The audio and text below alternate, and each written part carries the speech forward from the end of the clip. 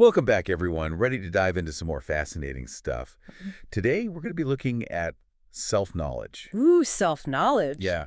That's a big one. Yeah, and it's one of those things where it's so interesting to think about how we as humans are aware of our own existence, Right.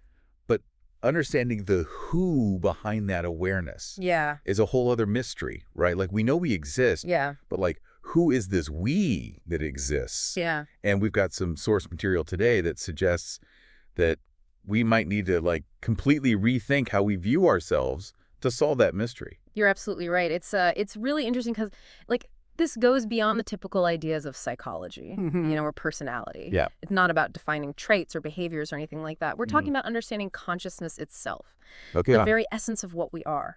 So where do we even begin to unravel this?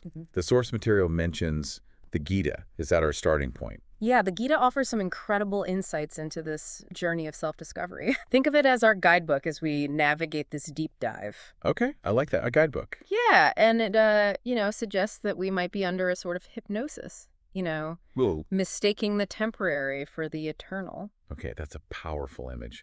So how does the Gita help us break free from this hypnosis? Does it offer practical steps or? It does. Yeah. It starts by challenging a fundamental assumption. You see, we tend to identify with our physical bodies Right. and our thoughts, Sure. but the Gita says those are just temporary vehicles. It points to something much deeper, something unchanging and eternal, Okay. called the Atman. Atman. Okay.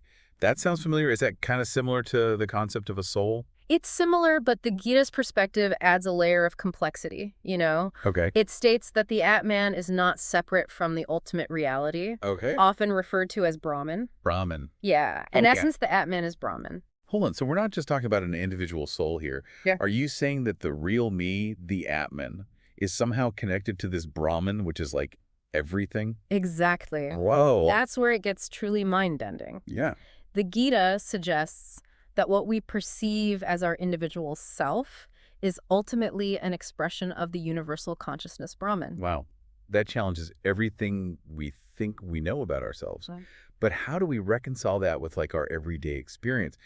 I feel very distinct from, say, a tree or the ocean. I understand it's a radical concept. Yeah. And it takes time to wrap our heads around it. It's like we've been looking at ourselves through a distorted lens. Okay. And the Gita is offering us a new lens, a way to see the interconnectedness of everything. So if we're all essentially Brahman, why don't we experience that unity all the time? Why do we feel separate and individual? That's a great question, and it gets to the heart of the hypnosis we were talking about. Okay. According to the Gita, we've become so identified with our physical bodies and minds that we've forgotten our true nature.